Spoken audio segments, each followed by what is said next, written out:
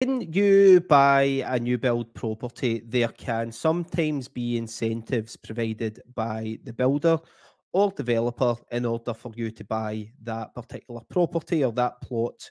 Now, depending on the circumstances around it, there's a number of reasons why builders will do incentives. Sometimes, if the market's not as buoyant, they will have incentives to encourage people to come and buy things like deposit contributions or upgrades on white goods, or they'll landscape your garden. These kind of things are incentives in order to buy the property. Now, there is different types of incentives out there when you buy a new build. And today I'm going to briefly talk to you about the main two differences between them. The first type of incentive that you've got is you've got cash incentives.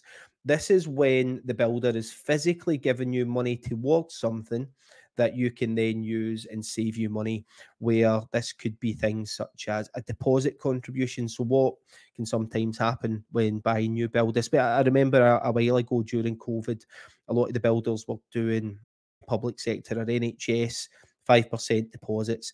That would be classed as a cash incentive where the builder's actually giving you money to contribute towards purchasing that property.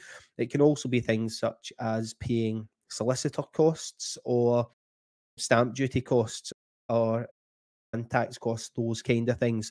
So that's what the cash incentive is. It's when you're physically saving money through using what the builder's given you. The other type of incentive is non-cash incentives, funnily enough, and these kind of incentives are slightly different and they're handled differently from a lender's point of view as well. So where a cash incentive, a lender could cap it at maybe 5%, the non-cash incentives are often not picked up by the lenders because in the nature of what they are.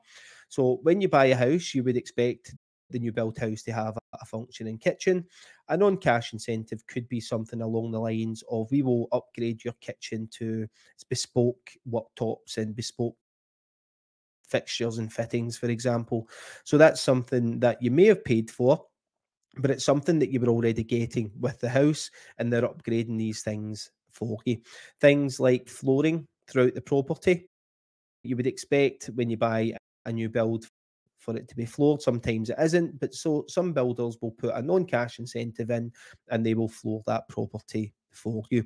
So that's the two kind of different types of cash incentives out there when buying a property. So you've got non-cash incentives, which is usually when you're looking at upgrades, and cash incentives, typically speaking, when it's something that the builder's given that you don't have to pay out for. Cheers.